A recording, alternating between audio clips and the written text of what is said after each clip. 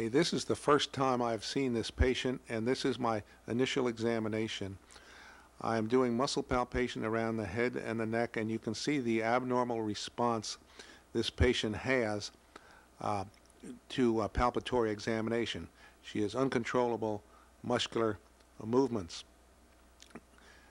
This occurred during the palpation of most of all of her muscles. However, I'm not going to show you the whole exam.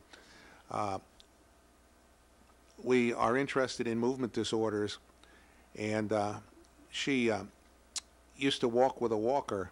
She has just finished 25 sessions of physical therapy at the local hospital, and she considers herself fantastically improved.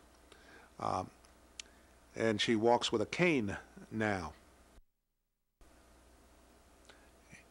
One of the things that these motor disorder patients have in common is a very deep bite.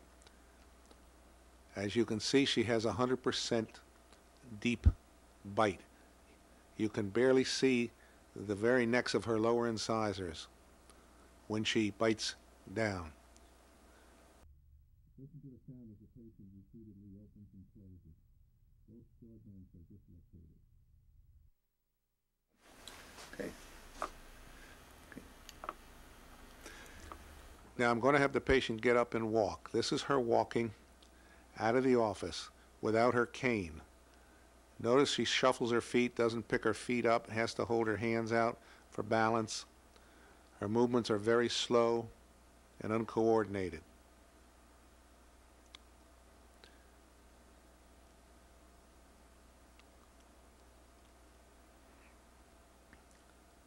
Okay. Because of her deep bite, I know an increase in vertical dimension will help. So we put just 2 cotton rolls in her mouth between her jaws to increase the vertical dimension of occlusion. Notice she is already walking better. The more she walks, the better she does. This tells me that an increase in vertical dimension in any type of appliance I put in will help this patient. However, we want to take this a step further, and we can use a thick piece of wax and reposition her in an idealized maxillomandibular relationship with her dental midlines on and minimum overbite and overjet. And her jaw is now not only vertically increased in height, but moved anteriorly. Notice she walks still better than when she had the cotton rolls in. Therefore, we know that any device we make for this patient is bound to help her. Okay, could you tell the difference in walking? Definitely. Definitely, okay.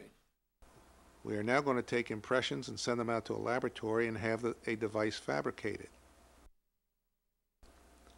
Okay, we are now beginning to fit the patient with an appliance. This is 2 days after I have examined her. We put the substructure in that has come back from the lab and see that it seats all the way down and has no tips or torques or any other movement in it. We build up the occlusal surface with acrylic. We have the patient swallow to capture an impression of her swallow while the acrylic is still soft.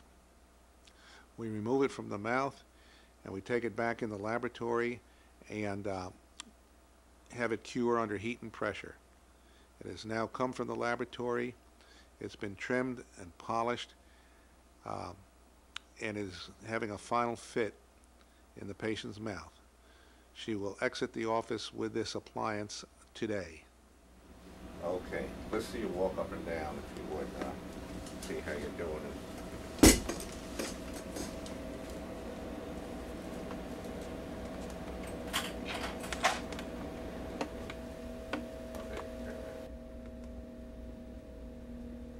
Do you feel pretty well balanced? Very balanced. Very balanced, okay. That's better than having to use a cane, huh? Right.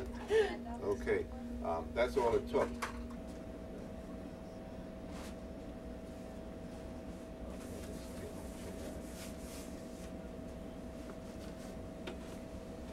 You having any trouble getting in and out of the chair?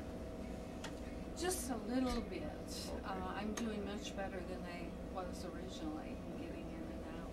Okay, let's see you walk back now so we can photograph you from the rear. And, Now I'm going to have the patient walk again, up and down, to show her that the appliance benefits her. This is how we get the patients to wear the appliance 24/7. You can already see she is walking much better than when she initially presented 2 days ago. Okay, fair enough.